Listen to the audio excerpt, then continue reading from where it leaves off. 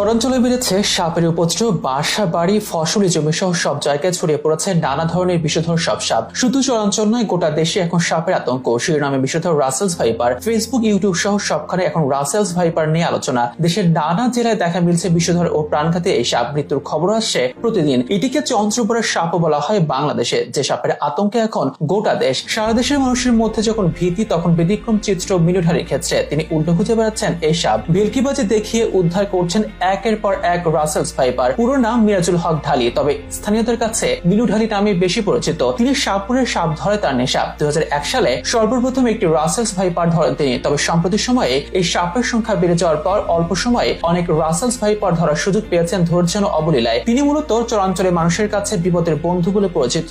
সাপের উপদ্রবে প্রায় চরাঞ্চলের বাসিন্দারা আতঙ্কিত হয়ে পড়েন, আর প্রতিদিন একাধিক সাপ উদ্ধার করে চরের বাসিন্দাদের অনেকটা আতঙ্কমুক্ত করেছেন সাপুরে মিনু ঢালি। এক জীবনে তিনি 10,000-এর অধিক সাপ উদ্ধার করেছেন বলে জানা যায়। পেশায় একজন কৃষক হলেও মিনু ঢালি গত 2 মাস ধরে প্রায় প্রতিদিন ব্যস্ত সময় পার করছেন সাপ উদ্ধারের কাছে। রাসেলস ভাইপার ধরতে তার ব্যস্ততা এখন শরীয়তপুরের ভিতরগঞ্জ উপজেলার সখীপুর থানার ডিএমএম খালি ইউনিয়নের কাজী কান্দি গ্রামের বাসিন্দা সাপুরে মিনু ঢালি। সে এলাকাবাসীর মধ্যে প্রায় 36 বছর আগে স্বপ্নযোগে সাপ ধরার কৌশল শিখেছেন মিনু ঢালি। এরপর থেকে কোথাও সাপ দেখা গেলে তাকে খবর দেওয়া হয়। মিনু ঢালিও সুনিপুণ ভাবে সাপ উদ্ধার করে আতঙ্ক মুক্ত করেন মানুষকে। একই সঙ্গে তিনি সাপের খেলা দেখিয়ে ছেলে বুড়ো সবাইকে আনন্দ দিয়ে থাকেন। সাপ উদ্ধার করতে গিয়ে মিনু ঢালি একাধিকবার বিষধর কোবরা সহ বিভিন্ন প্রজাতির সাপের ছোবল খেয়েছেন বলেও জানা যায়। সম্প্রতি বিভিন্ন অঞ্চলে বেড়েছে রাসেলস ভাইপার সহ বিভিন্ন প্রজাতির বিষধর সাপের উপদ্রব। সেই সাথে বেড়েছে মিনু ঢালির ব্যস্ততা। শুধু রাসেল ভাইপার নয়, বিষধর যে কোনো সাপ উদ্ধারে তিনি সক্রিয়। গত 1 মাসে বিভিন্ন প্রজাতির শতাধিক বিষধর সাপ, ডিম সহ উদ্ধার করেছেন সাপুরে মিনু ঢালি।